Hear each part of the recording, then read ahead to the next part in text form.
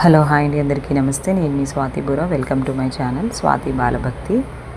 కార్తీక మాసంలో శుక్రవారం ప్రాముఖ్యత ఏంటో చూద్దామండి. ఇది శుక్రవారం రోజు మేము ఇంట్లో చేసుకున్న పూజ అండి. కార్తీక మాసంలో ప్రతి శుక్రవారం అత్యంత పవిత్రమైనదిగా పరిగణించబడుతుంది. ఈరోజు లక్ష్మీదేవి మరియు పరమశివుడును ఆరాధించడం ఎంతో శుభప్రదం.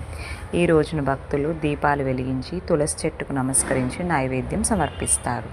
శుక్రవారం పూజ చేయడం ద్వారా ఆయుష్, ఐశ్వర్యము, కుటుంబ సుఖశాంతి కలుగుతాయని విశ్వాసం.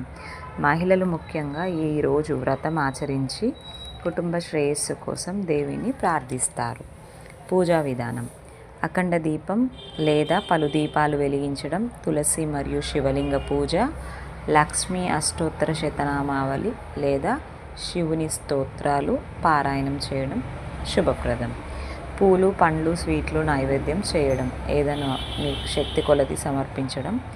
సాయంత్రం వేళ దేవాలయ దర్శనాలు, అలాగే కార్తీక మాసంలో ఇంటి ఎదుట గుమ్మం ముందు దీపాలు వెలిగించడం, ఇలాంటి కార్యక్రమాలు చేయడం చాలా శుభప్రదం అండి. శివుని స్తోత్రాలు మీకు వచ్చినవి పఠించండి, పఠిస్తే మంచిది. లేదా మీకు ఇంకొకటి అష్టోత్తరం, లక్ష్మీ శుక్రవారం కాబట్టి లక్ష్మీ అష్టోత్తరం కానీ, లేదా ఓం శ్రీ మహాలక్ష్మి అయి నమః, ఓం శ్రీ మహాలక్ష్మి అయి నమః, ఓం శ్రీ మహాలక్ష్మి అయి నమః, ఈ మంత్రాన్ని 108 సార్లు జపించండి.